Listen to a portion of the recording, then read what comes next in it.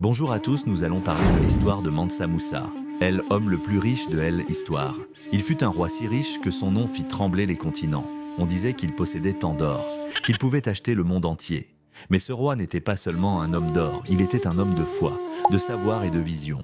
Voici l'histoire de Mansa Moussa, empereur du Mali, l'homme le plus riche de tous les temps, et peut-être l'un des plus sages. Au cœur de l'Afrique de l'Ouest, entre le Sahara et la forêt luxuriante, s'étendait l'empire du Mali. Imaginez des rivières d'or, des routes commerciales animées où s'échangeaient sel, épices et tissus précieux, des villes où se rassemblaient savants, poètes et artisans. C'est dans cette terre bénie que Mansa Moussa monta sur le trône vers 1312. Il n'était pas un roi comme les autres. Dès son arrivée au pouvoir, sa vision était claire. Il voulait bâtir un empire fondé sur la richesse, oui, mais aussi sur la connaissance et la foi. Dans ses palais, on ne parlait pas seulement de conquête et de pouvoir. On débattait d'astronomie, de droit, de poésie.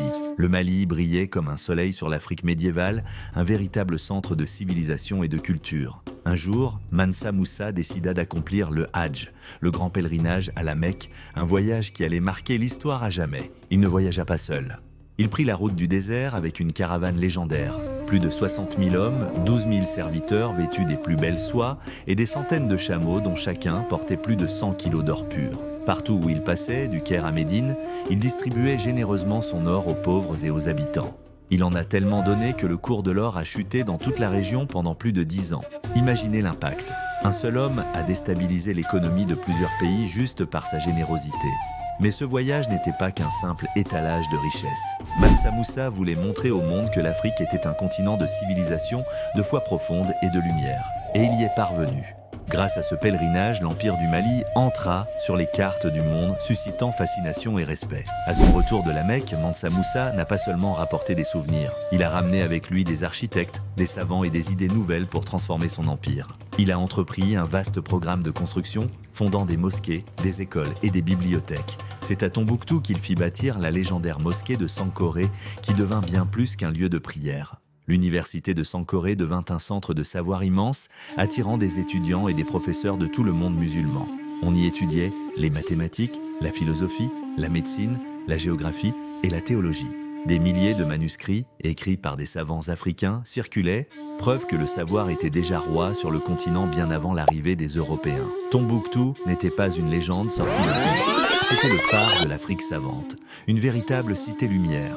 La richesse de Mansa Moussa dépassait l'imagination. Les estimations modernes peinent à calculer sa fortune. Certains parlent de l'équivalent de 400 milliards de dollars, d'autres disent qu'elle était tout simplement incalculable. Mais sa vraie fortune, celle qui a traversé les siècles, c'était son esprit.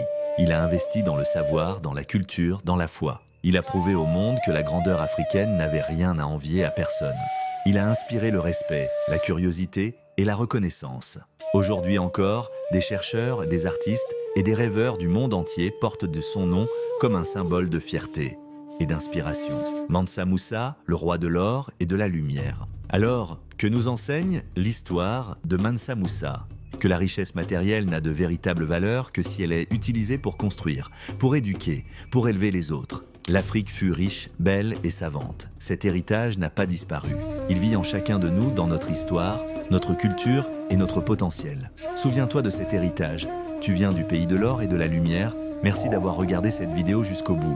Si vous avez été inspiré par l'histoire de Mansa Moussa, n'hésitez pas à liker, à partager et surtout à vous abonner pour redécouvrir ensemble la vraie et grande histoire de l'Afrique. À très bientôt pour une nouvelle page de notre passé glorieux.